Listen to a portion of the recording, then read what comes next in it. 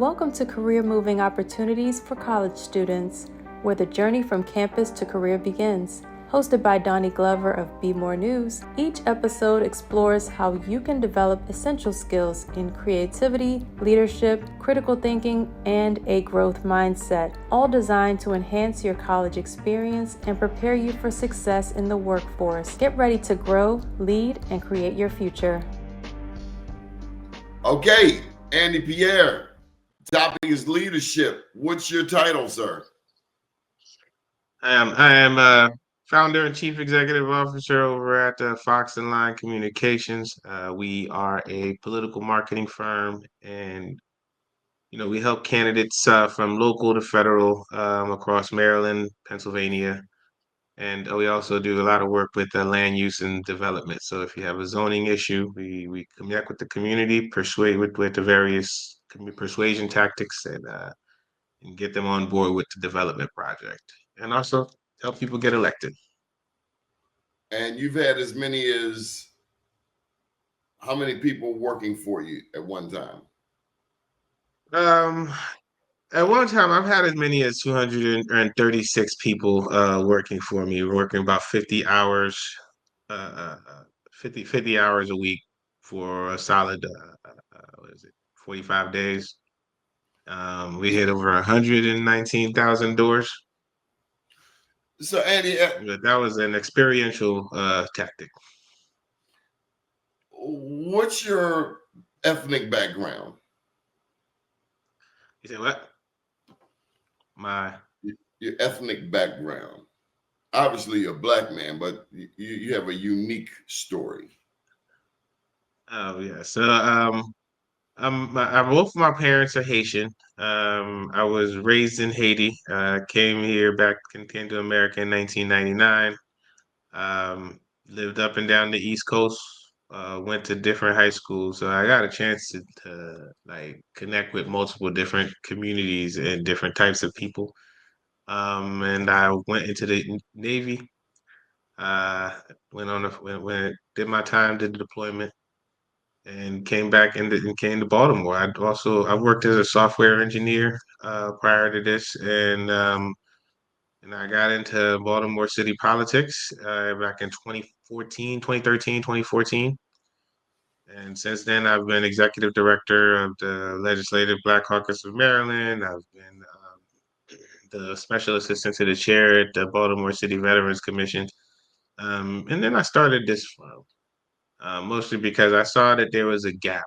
Like everybody wanted to do the easy parts of campaigning. They wanted to sit around in the room in the meetings and come up with cute ideas, and they wanted to go to events, but nobody wanted to get there and actually build that machine that's gonna go out there and carry the campaign.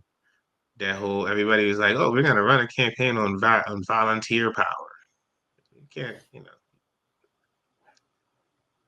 So, Andy, military is a volunteer military. You still get paid to be there.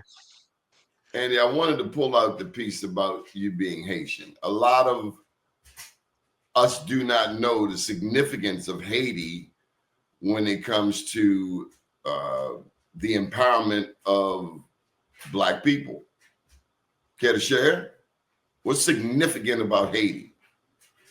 Oh, well, we were the first Black nation to gain our independence and kind of set the stage. I can't really say, I don't know if I want to say set the stage, but it inspired a lot of other Black. Andy, it set the stage. It's the home of Toussaint Louverture, Henry Christophe, Jean-Jacques Dessalines, leaders who kicked Napoleon Bonaparte and the French out of Haiti. Right. They burnt their houses down, cut their heads off, left nowhere for them to come back to. So one could argue that Haitians are actually the strongest Black people in the Western Hemisphere. That could definitely be argued, and it would be in the way the other, like the European countries and even America, the way they do everything they can to keep Haiti down is kind of proof that like they if they were to get out of our way, we'd take off and pass them. So apply that same love for history of your Toussaint Louvertures, of the Haitian Revolution. From that, knowing that you come from such a powerful ancestry, I mean, that's got to equip you phenomenally in terms of belief in yourself, because you have seen people from Haiti do what some would consider impossible. Oh yeah, I definitely I I'm not really full of myself. I try to maintain a level of realism, but I actually have I don't think of situations or problems as what I can't do. Um, it's like there's obstacles that I have to work around, but there's no can't. It's like I might, like it might be difficult. It might not be easy. It might not be a straight path.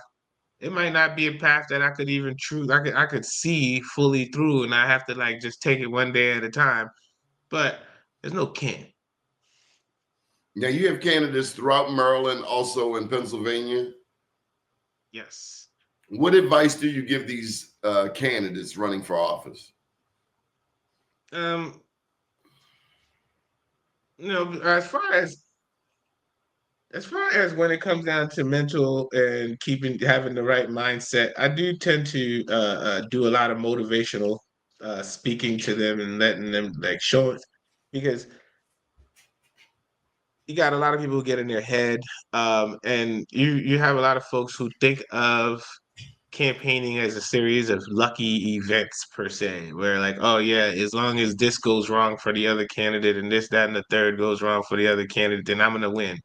And they're those same folks are the ones who spend a whole lot of time in their heads worried about making a mistake. And if you make a mistake, you make a mistake. You keep it moving. But like we can't dwell on it, and you can't not do something that you know you need to do because you're worried that it won't play out the way you want to do. One of the biggest things that I always tell candidates is you can't lose a vote you ain't get. So, worrying about losing a vote and you're not an incumbent, that's weird. You've never had that vote. How are you going to lose it? And just It, as half it, the time it's just getting out your head, stick to the plan. And I also tell candidates all the time, like, listen, when you're out there and you're running and people see you doing a little well, everybody and their mama gonna have some advice for you, or some kind of thing that they think you must do in order to win. But just remember, they wasn't there with you in the kitchen cabinet. They wasn't there with you when you was putting your plan together. They just want to come in here at the last minute, tell you to do something, and whether or not it's successful or not, if you win, all they're gonna do is run around and say, "Oh yeah, listen, this person won because of me, of that one thing that I did over a 365-day period that made all of the difference." and the want to talk about alcohol. Leaders, men, women, public settings, taking pictures. Any advice on a leader, corporate, political, otherwise, being at public events, happy hours? Any advice? So when you go into the public events, you're really just going there to shake hands. So you might have a drink that you babysit for the whole time, but you don't have to finish the drink. You don't have to have multiple drinks. You really shouldn't have more than two drinks. You don't want to be leaving out of there looking, visibly buzzed or drunk. And you definitely don't want to be caught in a picture with the drink in your hand, even if it's water, unless it's in a bottle. Um, you want to, be cognizant. And at the end of the day, if you're at a happy hour, you really should just be shaking hands, going from person to person, introducing yourself, shaking hands. You really shouldn't have enough time to be sitting there getting drunk. Every now and again, you might get caught up in a little lengthier conversation. You just have to excuse yourself and keep it moving, keep it short. As a candidate, there's multiple different events to be at anyway. And so there's always that event overlap. There might be this happy hour fun function going on here and a community association meeting going on at the same time. And so you have to can't go to the community association drunk. Uh, And we, so, you know, um, is society harder on women and alcohol? Well, there's always that prejudice against women, and women are always or judged more, harshly. So, um, when it comes to ladies, right? You don't, you never want to come off visibly drunk, and you definitely don't want to have it. You don't want to have alcohol in your hand in the picture or whatnot. And I do think that's something. And honestly, like if you're just popping into a happy hour or whatnot, just having the water or something like that, especially if you're running, you don't need to get inebriated. People are gonna judge you regardless of what you do. Like if you have a beer in your hand, that's a question. Like why is she drinking a beer? That's so butchy of her. Like anything you do as a woman is gonna be questioned. Um, and so like I would say that as a lady in a situation like this, and where there's alcohol and whatnot, you just you treat it like you're at you're like your mom is there and she's right there with you. Mhm. Uh, what leaders do you look up to? Excuse me.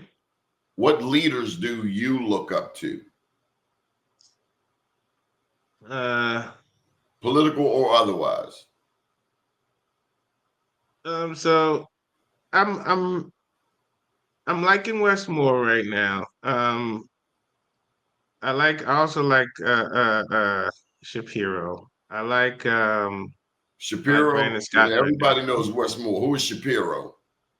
Josh Shapiro is the governor of Pennsylvania. Okay. So we call him Shapiro Obama because he done pretty much took over all of the Obama. He pretty much took Obama's whole speaking cadence and speech style. And so, I think it's funny. I'm like, look at this guy. He is a funny guy. I mean, it works for him, but it's funny. Let's see. Why do you look up to these to Westmore, to Shapiro? What do you like about their leadership? I like because the thing is they both of them knew to be a candidate. Like, if you want to run for office, you can't run the campaign and be the candidate. Just focus on being the candidate. Focus on what you're saying to the people. Focus on your message. Train, get ready for your debates, and do all of the candidate stuff. And that's one thing that you would say about both Shapiro and Wes Moore is they focused on being the candidate and were the best candidates that they could be. And that right there is like it allowed their team to shine. And then like what kind of leader are you if you're not allowing your team to shine? Like the best leaders identify leadership qualities amongst the people who work for them Say and that allow them again. to lead. Say that again. The best leaders identify leadership qualities amongst the people who work for them and allow them to lead.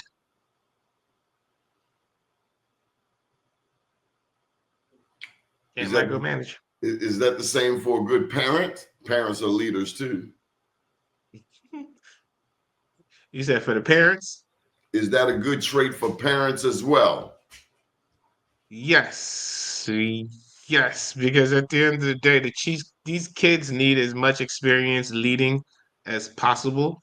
I was actually telling my son the other day that he needs to pay attention to his friends. You need to identify your friends' skills and identify their abilities and try to guide them in ways. So like, if you're playing some kind of game that's complicated, you got the one kid that's fast. You put him on. That's what he's doing. He's chasing people. You got the other kid. You might be playing capture the flag or something like that. You just make sure that all of your friends are doing the thing that they're the best at. And that's because I'm trying to raise a little leader. Why? Because at the end of the day, leaders are the ones who are going to be able to feed their families in about 20, 30 years. Because the way this economy is going, the meek is no longer like it's not going to be okay. I just wake up in the morning and get myself a nice little 9 to 5 job and show up every day. And that, like, you think about it, for over the last however many years, the most stable job that anybody can get is working for the government. And now look at it now. It's gone. They're running out the window. They're throwing out the Hmm. window. What kind of You leader know, are you? I'm a hands-on leader. I like to so because I came from the software engineering sector, like I scrum like most of my strategies, most of my development work. So I don't spend a lot of time doing. I spend all of my time solving problems for the people that work for me. Right. So I might say, I need you to run this operation here that's covering these three fields and, this, that, and the third. Now they're running the operation, they're cutting the turf, they're doing this, that, and the other. Me, I'm providing the support. Hey, what problems are you having today? Oh, I just ran into this issue and I can't get in touch with that person, or I can't do this. I jump in, I handle that so that they focus on getting the mission up. So that way, at the end of the day, we always have incremental progress. At the end of the week, we always have incremental progress because I'm not micromanaging, and I'm not, what is the word? I'm not just leaving things to chance. Like, we're working together through every step.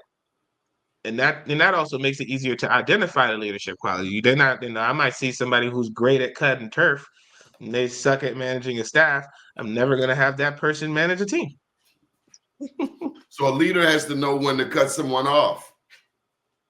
Yes, that was one of the hardest lessons that I had to learn when I started this company. Because one of the things that I enjoyed the most is like giving somebody a job and helping them feed their family.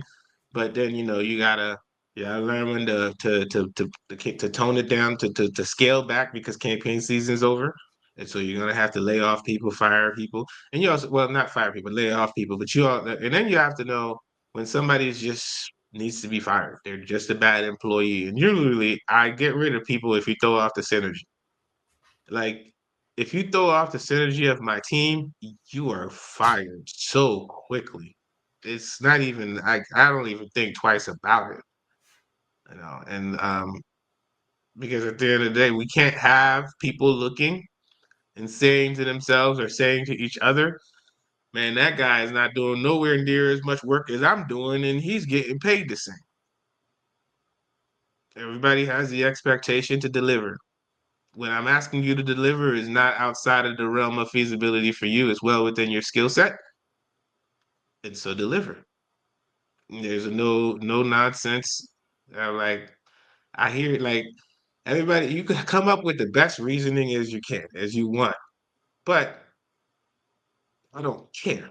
That's just a military thing. The mission is the mission. The mission trumps it all. You came on and signed on for this mission. I understand what's going on, and I really feel for you. Oh my goodness, that's a horrible situation to be. I don't care. It's like, it's a necessary protective to have to build, because it's like, your business is your baby, and you're like, you have to feed your baby. You have to protect your baby from the world. You cannot knowingly risk your child. This your baby. I got three kids. I got, Audrey, AJ, and Fox and Lion. Okay. I gotta ask you. We got 2 minutes or so. What did you gain from the Navy to make you a better leader? Well, the Navy taught me how to follow, and that made me a better leader. I was coming out of high school. I was very much into myself. I was very much full of myself. Like, I didn't think I could make a mistake, and I always thought that I always had the right answer. But going in the Navy and whatnot, they have to snap you into attention, because at the end of the day, you cannot lead if you don't know how to follow. And so the Navy taught me how to follow orders and to stay mission focused. Like, there's always a distraction, and you got to just say, you know what? This is happening over here. This is happening over there. But this needs to happen. That's right in front of me. Regardless of how these two things play out, this has to happen, or somebody's gonna die. At least that's how that's how they teach you in the military. Like, listen, you need to make sure you do everything the way you're expected to do, or somebody dies. And when you take that, you know, you bring that mindset into the civilian world, is you do everything, like, especially in my industry, you do everything you need to do, everything you can do to win the election, or you lose. Good deal. Not as Andy, dire as somebody dying, but This has been very helpful. And on behalf of the Entrepreneurial Development and Assistance Center at Morgan State University, I truly thank you for sharing these nuggets, these tidbits that people will not find anywhere else. You have certainly been a leader in the political realm here in Baltimore and Maryland, and of course now Philadelphia. And I am personally proud of you. You've done things that many will never get to do. Great job. Thank you. Thank you. Thank you for I've taking always time. loved working with you. Yes, sir. Have a great day. Thanks for listening to Career Moving Opportunities for College Students with your host, Donnie Glover. We hope today's episode helped spark new ideas and practical strategies for building your skill set and shaping your future. Be sure to join us next time as we continue the journey from college to career, one opportunity at a time.